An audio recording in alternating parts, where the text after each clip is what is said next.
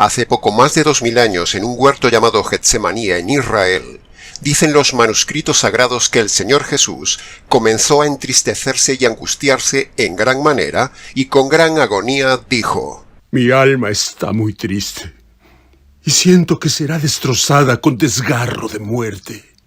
Entonces Jesús, postrando su rostro en tierra, orando intensamente en esa agonía, sudaba su frente como grandes gotas de sangre que corrían hasta la tierra, y entonces, clamando al cielo, dijo: ¡Oh, Padre! ¡Padre mío!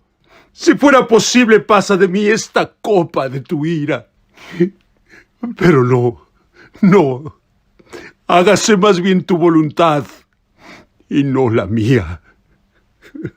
Y el Padre, abandonándolo a su suerte, no le respondió nada.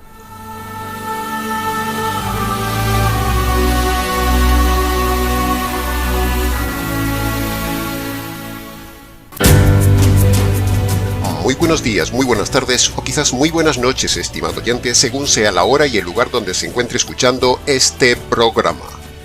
Les habla nuevamente el pastor bautista Nikos Ricoy, director del programa Encuentros y del Ministerio Tinajas, llenando siempre a cada persona que nos escucha con el agua fresca y limpia de la palabra desde aquí, en España, para todo el triple continente hispanoamericano. Muy bienvenidos una vez más a todos y muchas gracias por venir al encuentro de hoy de nuestro programa Encuentros.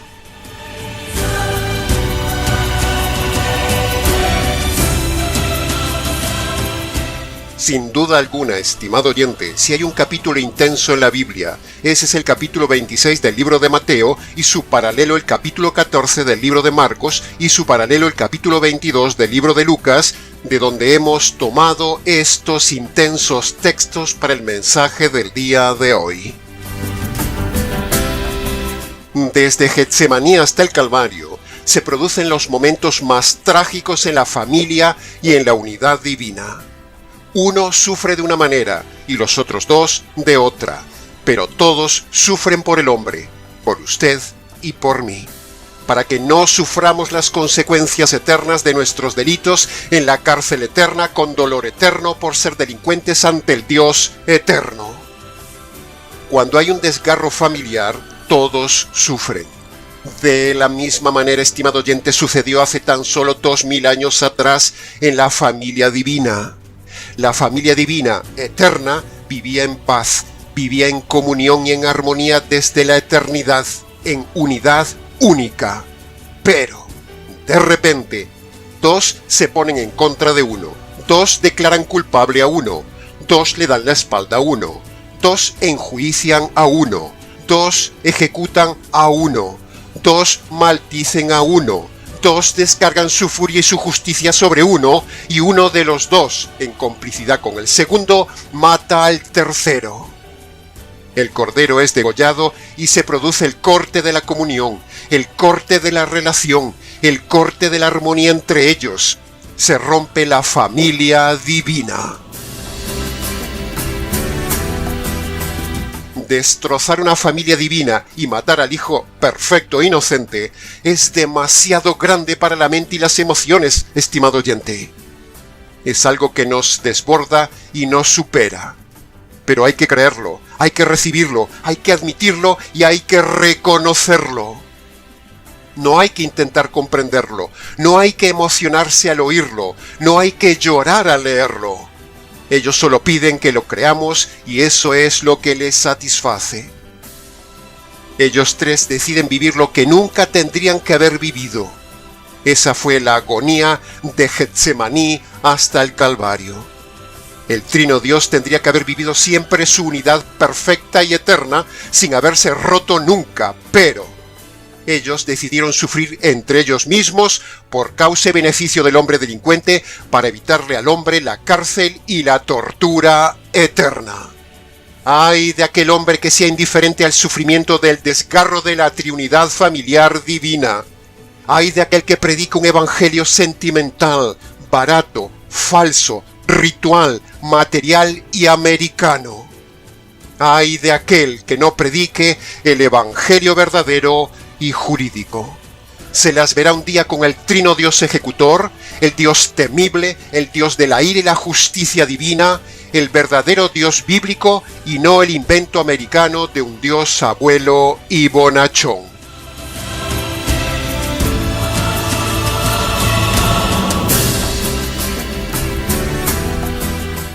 Entrando en el análisis y comentario de la primera frase del texto que acabamos de escuchar, dice el texto que Jesús comenzó a entristecerse y angustiarse. Pero nos preguntamos, ¿por qué un hombre perfecto tendría que entristecerse y angustiarse? ¿Qué estaba a punto de suceder para tal angustia y tristeza de su alma?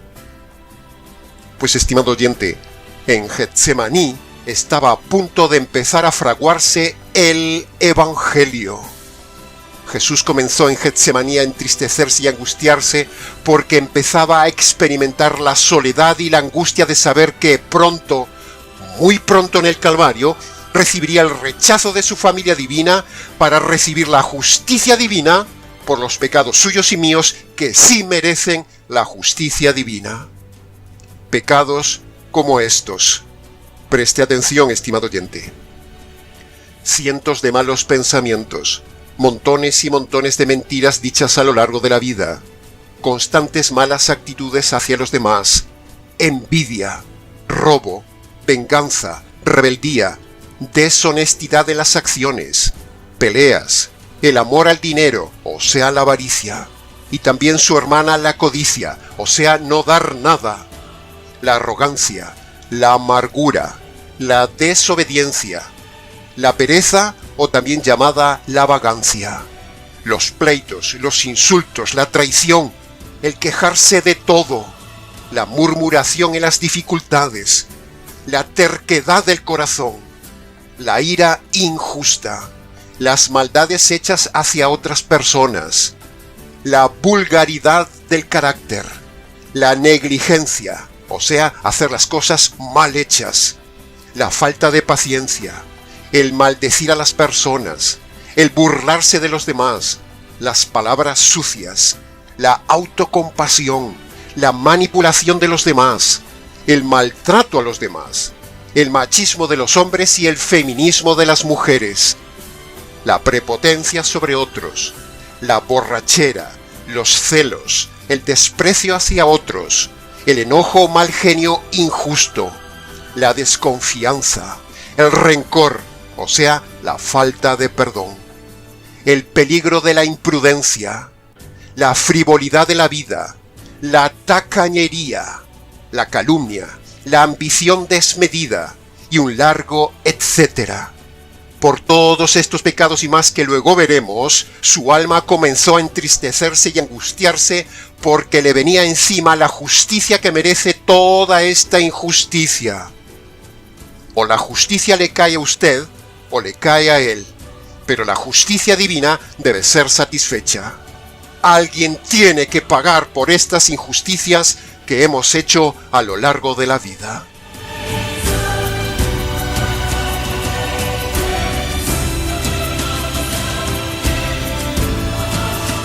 Pasemos al análisis y comentario de la segunda frase del texto de Mateo y Marcos que hemos oído y que dice: su alma estaba triste hasta la muerte.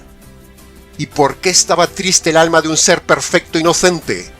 ¿Por qué el autor de la vida tenía una tristeza que rozaba la muerte? ¿Por qué?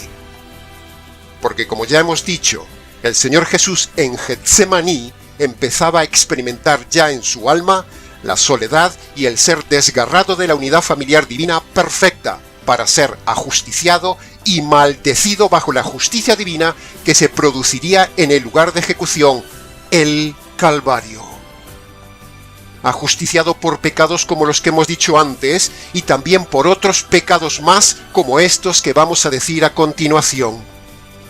La terquedad del carácter, el mal testimonio de la conducta ante los demás, la blasfemia de la boca, la idolatría de la religión o la idolatría hacia alguien, el adulterio del casado, el divorcio, la infidelidad, el orgullo en sus múltiples facetas, estafar a alguien, hacer diferencia entre las personas, creer alguna herejía doctrinal moderna, estar en una iglesia errada, la ingratitud, la indiferencia hacia alguien, la fornicación de los solteros, la inmoralidad personal, creer o practicar la perversión de la homosexualidad o el lesbianismo, el egoísmo, el no hacer el bien que uno puede hacer, los griteríos o los escándalos, los juramentos y las promesas que no se han cumplido, la insensibilidad humana, el racismo, el meterse en deudas innecesarias,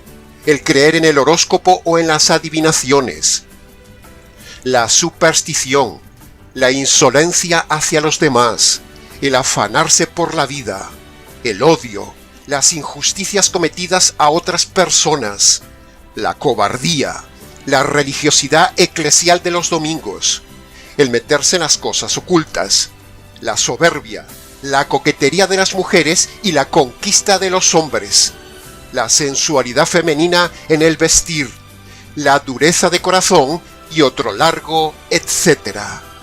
Por todos estos nuevos delitos suyos y míos, su alma, el alma del Señor, estaba triste hasta la muerte, porque sobre él estaba a punto de caer la justicia divina.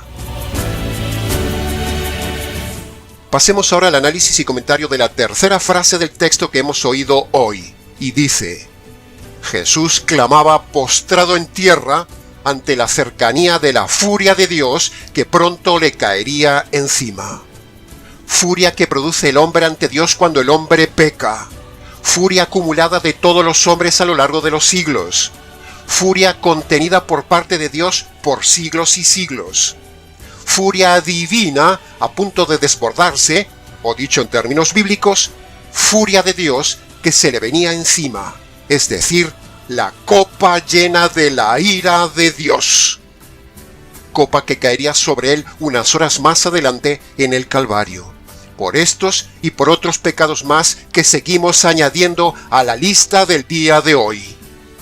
Los vicios, las enemistades, la falta de respeto a la autoridad o a otras personas, la hipocresía, el amor a las cosas de este mundo, los chismes, el jurar o perjurar, el ser desordenado en la vida, la suciedad personal, la impuntualidad, el hacer las cosas solo por interés, el engaño, la mentira y la hipocresía, la falta de perdón, la deshonra, el intento de suicidio, el homicidio o las ganas de matar a alguien, el comer sin orden, o sea, la glotonería y la gordura, la falta de dominio propio, la incredulidad o la resistencia hacia la verdad, el despilfarro del dinero, el aborto de un niño, la extorsión a la gente, la ludopatía, o sea, la esclavitud al juego, las compras innecesarias, la vanidad en la personalidad, la ansiedad, el pesimismo, la depresión, el ser parcial con la gente, el hacer cosas contra la conciencia, el no amar, el no ayudar, estropear el cuerpo, fumar, beber, drogarse, tatuarse, la anorexia y la bulimia, hacerse operaciones estéticas innecesarias, la insensatez, o sea, hacer las cosas sin pensar, el vivir para subir el estrato social, el temor, la desobediencia y la deshonra a los padres, entre un largo etcétera.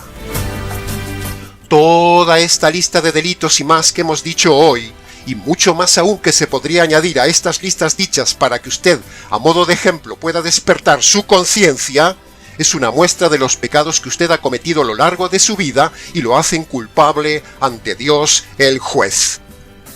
Todo lo descrito es pecado, estimado oyente, y usted lo ha cometido, lo ha pensado o lo ha deseado en algún momento de su vida, y eso lo hace culpable, lo hace delincuente y lo condena ante la justicia de Dios.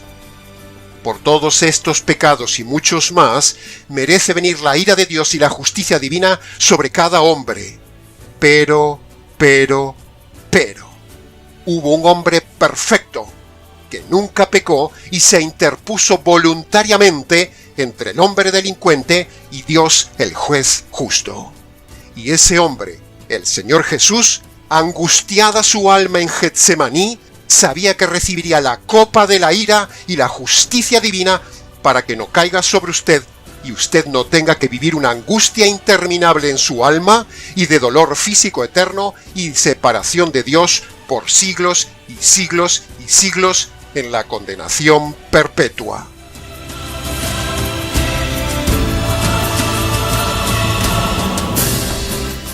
Por eso estaba angustiada el alma del Señor Jesús, estimado oyente, por saber la que se le venía encima, ser separado de la unidad divina, ser odiado y ajusticiado por su amada familia de siempre, el Padre y el Espíritu Santo. ¿Quién aborrece al que ama? ¿Y quién mata a un hijo que ama? Por un delincuente. Eso demuestra que Dios no ama al hombre, sino que lo aborrece. Si Dios aborreció a su Hijo, es porque ese es el mismo sentir que siente hacia el hombre, porque Jesús sustituye al hombre. Que no le engañen con el cuento sentimental de que Dios le ama y tiene un plan maravilloso para su vida. Eso es mentira. Dios aborrece al hombre. Lo dice, por ejemplo, el Salmo 5:5 o Romanos capítulo 1, versículo 18, donde la ira de Dios está sobre el hombre. Pero Dios tiene paciencia para que se convierta el hombre. Los lobos predicadores del día de hoy y las serpientes pastoras del día de hoy confunden paciencia de Dios con amor sentimental de Dios al pecador. Si Dios aborreció al hombre perfecto en sustitución del hombre culpable, es porque Dios aborrece al hombre, no que lo ama. Dios aborrece al hombre y su plan maravilloso es enviarlo a la cárcel eterna. Pero en su paciencia espera al hombre para que el hombre vea el verdadero evangelio, reconozca que el hombre es aborrecible ante Dios y entonces por medio del evangelio el hombre se salve. Si el Hijo, dice el texto, que estaba angustiado en gran manera, por supuesto, por inferencia, el Padre y el Espíritu Santo, los ejecutores, también estaban angustiados en gran manera, y sin embargo, no les tembló el pulso para matarlo. ¡Ay, estimada audiencia! Cuando uno trata de acercarse a Getsemaní, estremece. Cuando uno comprende lo que sucede detrás de la cruz, uno tiembla y se estremece. El caso de Abraham e Isaac es la ilustración más vívida de lo que sucedería un día en Getsemaní y en la cruz. El padre Abraham mataría al hijo amado inocente Isaac. Abraham tipificaba al Padre Dios e Isaac tipificaba al Hijo de Dios.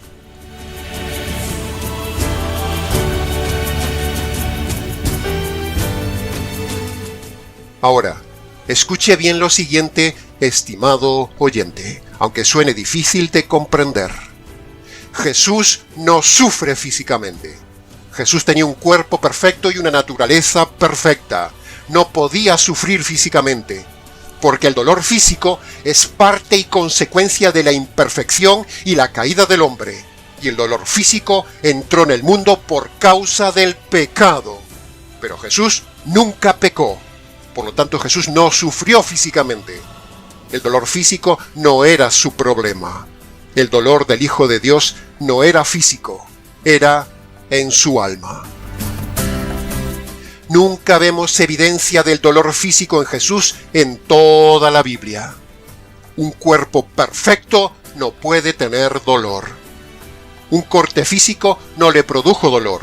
El dolor del Señor Jesús estaba en el alma desgarrada, no en el cuerpo herido.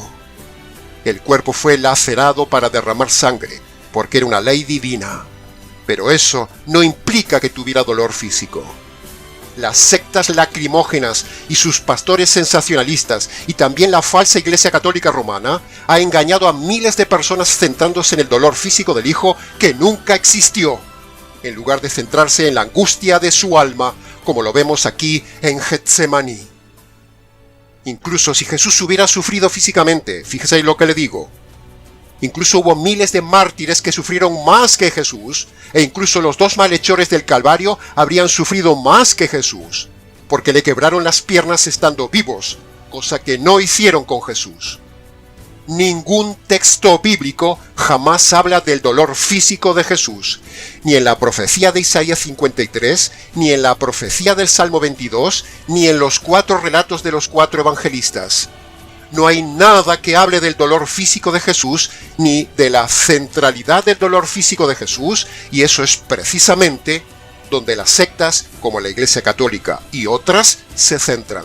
En los sufrimientos físicos de Jesús, sin darse cuenta que Jesús no sufrió en lo físico, sino en su alma desgarrada por ser abandonado, declarado maldito, expulsado de la unidad familiar divina y ajusticiado como un delincuente, escuchando palabras como lo infiere Gálatas capítulo 3, versículo 13, de parte de su Padre: «¡Apártate de mí, maldito!».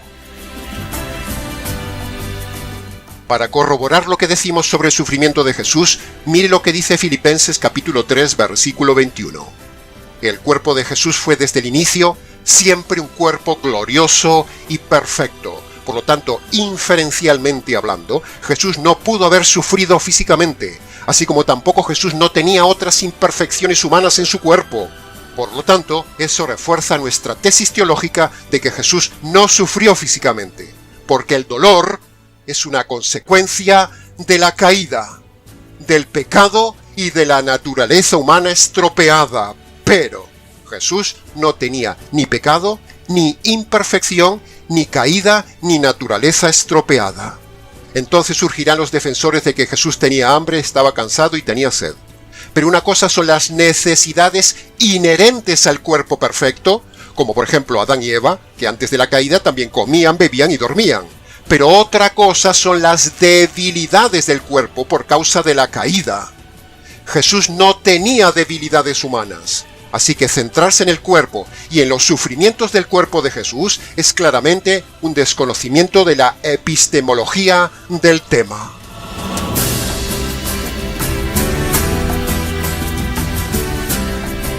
El puro sensacionalismo religioso, como tantas veces hemos denunciado en el canal, que se hace por ejemplo en las películas y en Semana Santa, deshonra a Dios. Esa es por ejemplo la idea falsa de la película falsa del falso Mel Gibson, La Pasión de Cristo. Yo le llamaría más bien a esa película la falsa Pasión de Cristo, porque esa película es totalmente falsa, donde todo está tendenciosamente centrado en el sufrimiento físico de Jesús y en dar publicidad a la Iglesia Católica Mariana. Es una película falsa, religiosa y errada de clara tendencia católico-romana como su director, incluso tristísimamente recomendada por muchos pastores ignorantes, han puesto en sus iglesias esa película antibíblica. Que conste en acta nuestra denuncia hacia el catolicismo sensacionalista romano y hacia esas películas erradas de Semana Santa y a todos esos pastores sensacionalistas centrados en las emociones y en el sufrimiento físico de Jesús, que muestran el aspecto incorrecto de la pasión de Jesús y no centradas en el desgarro de su alma. Su pasión fue en su alma, estimado oyente, no en su cuerpo. Ya hemos dicho que no se habla nada del sufrimiento físico de Jesús en las Escrituras, ni hay un solo versículo referente al sufrimiento físico de Jesús entre Getsemaní y el Calvario, ni una sola mención al dolor físico de él. ¿Se había dado cuenta de esto, estimado oyente?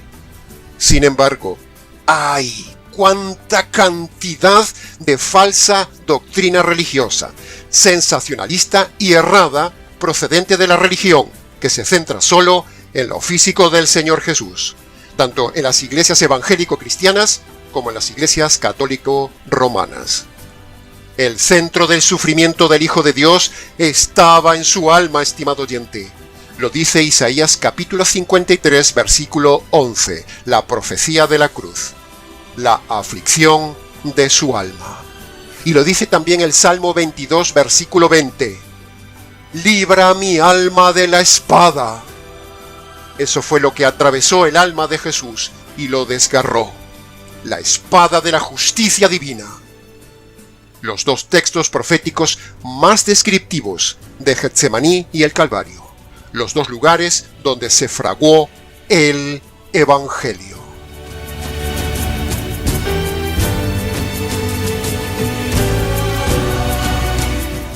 Escuche bien esto, estimado oyente. En Getsemaní está la parte familiar y en el Calvario está la parte judicial. En Getsemaní lo abandona la familia divina y en el Calvario lo ajusticia la familia divina. En Getsemaní se parte su alma y en el Calvario se parte su vida. En Getsemaní está la soledad de un hombre inocente y en el Calvario está la vergüenza pública de un hombre inocente. En Getsemaní se ve la muerte del alma y en el Calvario se ve la muerte del cuerpo. Dos lugares, dos momentos terribles: Getsemaní y el Calvario, o sea, el Evangelio.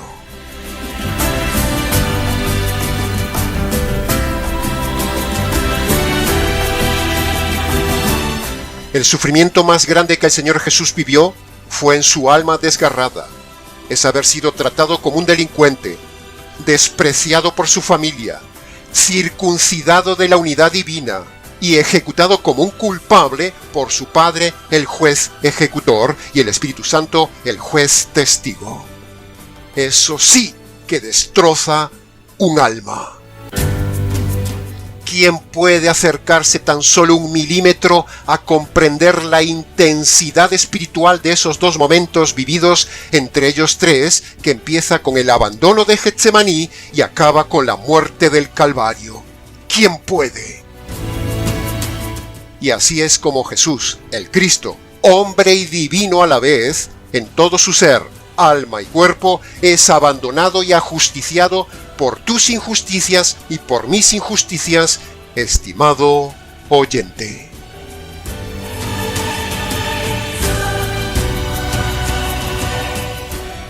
Y llegando ya al final del mensaje, en resumen, hemos mostrado: primero, la causa de la muerte de Jesús, la justicia divina sobre el Hijo.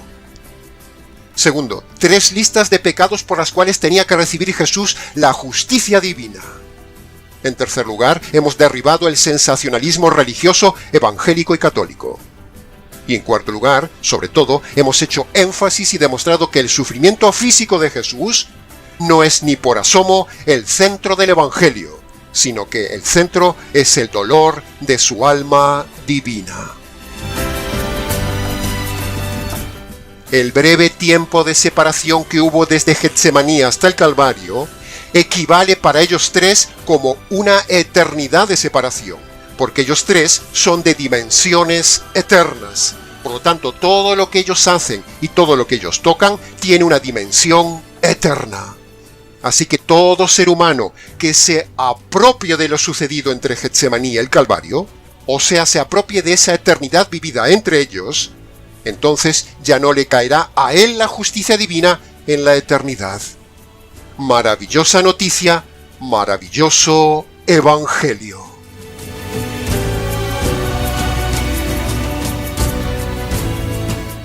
En este mundo todo está diseñado para escapar del dolor físico y del dolor del alma. Y precisamente, el Evangelio fue diseñado para que usted escape del dolor eterno, dolor físico eterno. El famoso llanto y crujir de dientes y la tortura eterna que habla la Biblia es lo que nos libra el Evangelio. El que no se apropia de lo sucedido en Getsemaní y el Calvario, un día le caerá a él esa copa de la ira y la justicia divina. Y entonces tendrá usted tristeza, angustia, dolor físico, desesperación y muerte por toda la eternidad.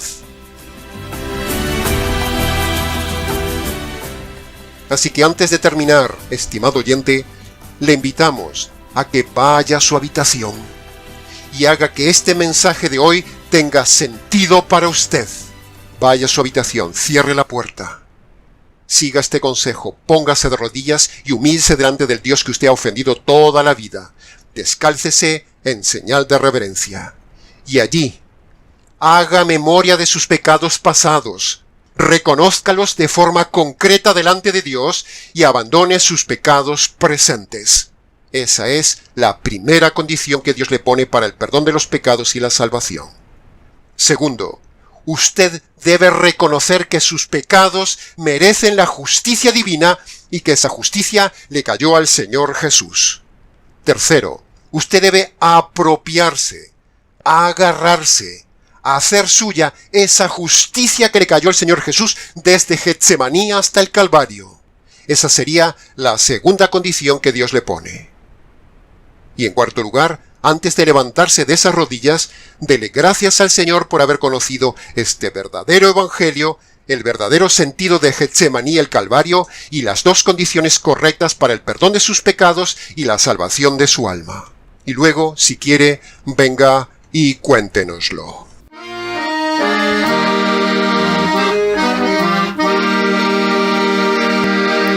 Pecador y delincuente toda la vida fui, vagaba sin rumbo directo a condenación, vagaba sin rumbo directo a condenación. Ofendí a un juez justo con mi proceder, ignoraba la justicia y el justo juicio de Dios, ignoraba la justicia y el justo juicio de Dios. Ahora reconozco mis delitos ante ti, mi Señor, y me apropio de la justicia satisfecha en la cruz, y me apropio de la justicia satisfecha en la cruz. La providencia divina a tu vida llegó, arrepiéntete y cree en el evangelio de Él, en su justicia satisfecha en la cruz de Jesús. Santa paz, el acta de mis decretos no está. Justificado ya fui, salvo soy, justificado ya fui, salvo soy, salvo soy.